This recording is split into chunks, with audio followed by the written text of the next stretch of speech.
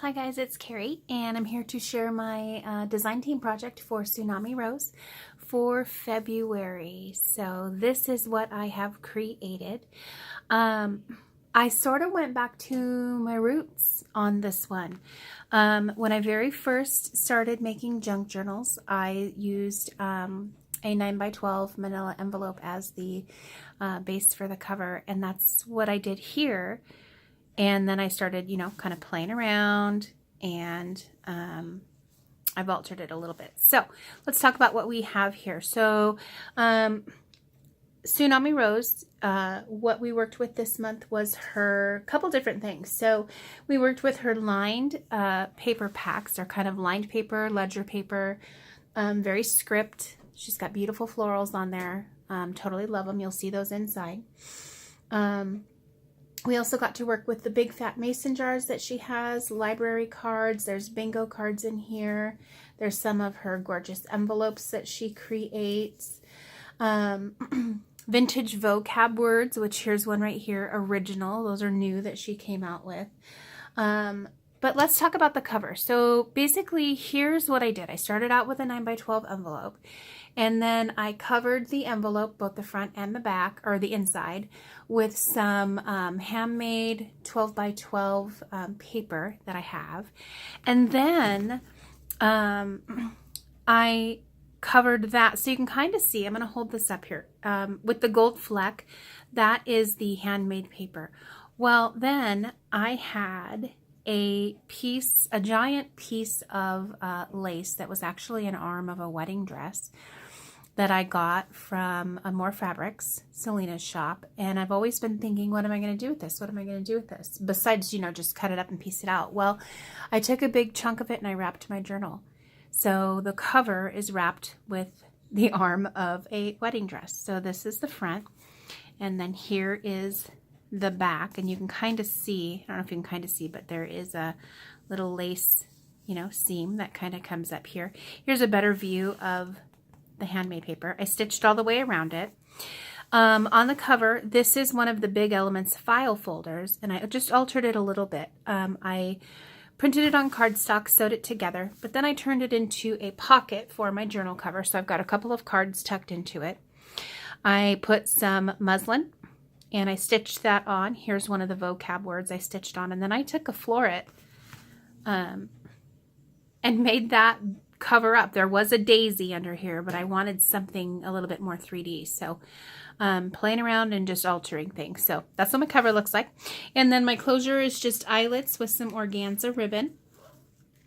And let's take a look on the inside. So here is the handmade paper that I worked with, and it's got some nice, not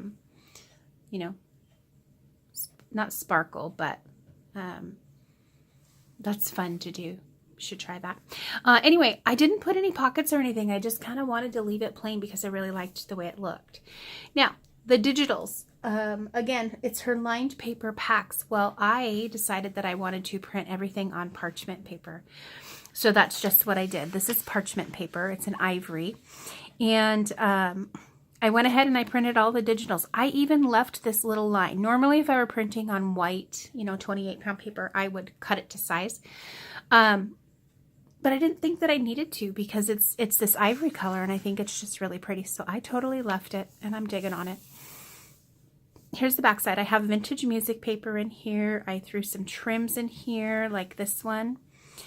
You're going to find lace in here. This is the music paper.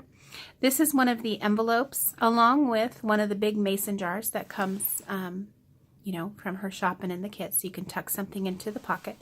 I printed the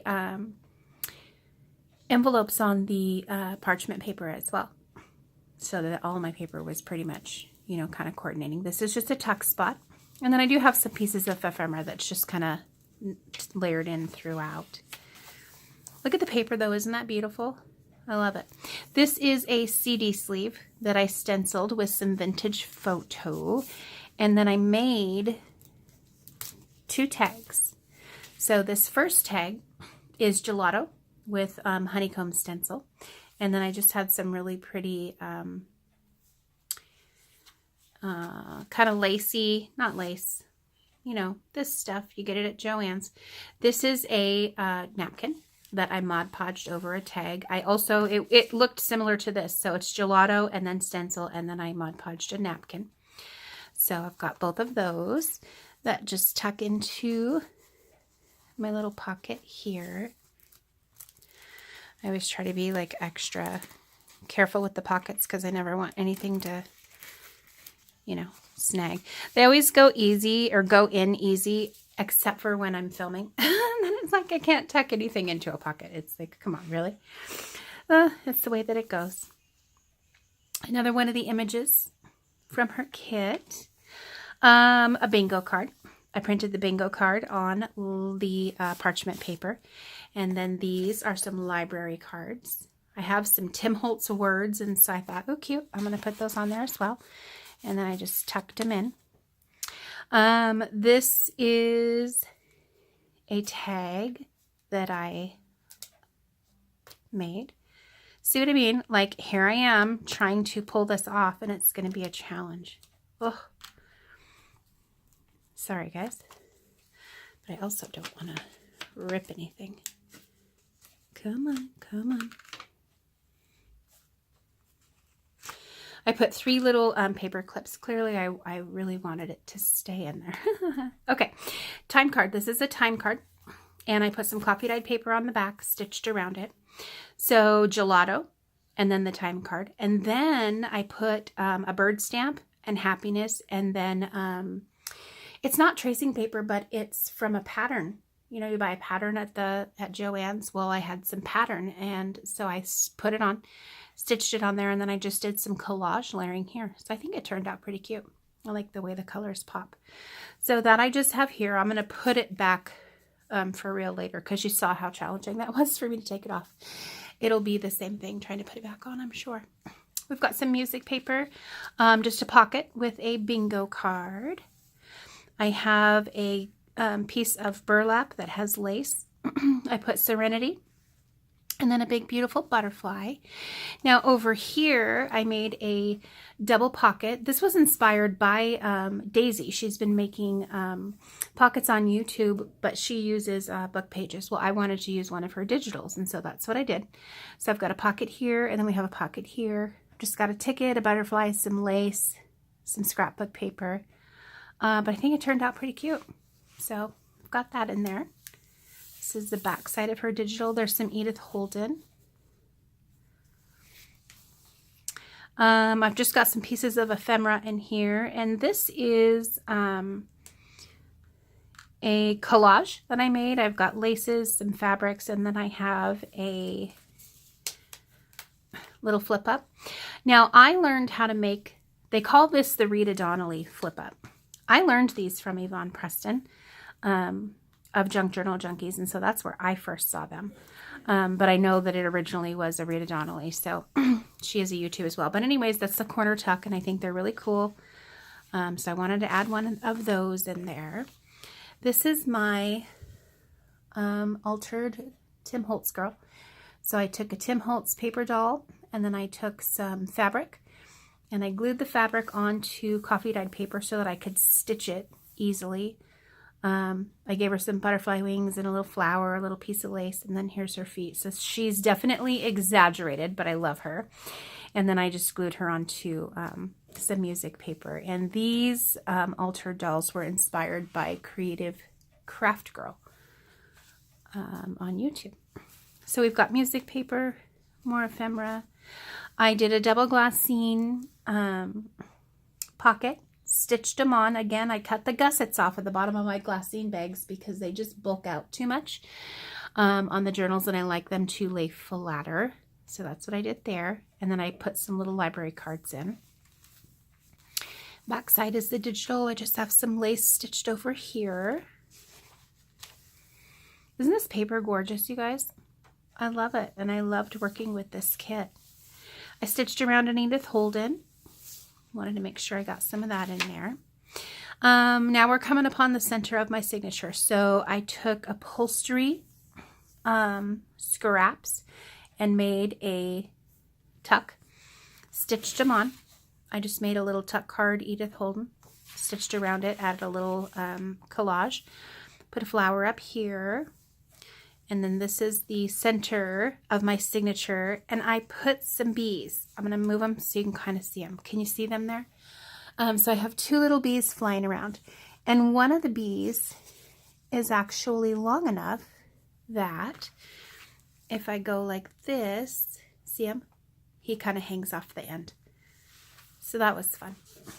My little bees buzzing around. I'm going to stick them back in there though, so I don't accidentally like rip them off. Okay, here is the back side. So I have a little lacy flower floret, a little piece of lace, and then here's some more upholstery, and then just another cut off of Edith Holden.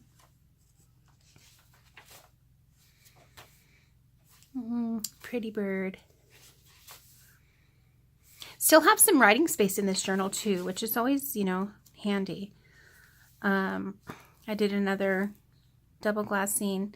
I've been seeing a lot of people talking about, you know, so you make these junk journals and what do you do with them?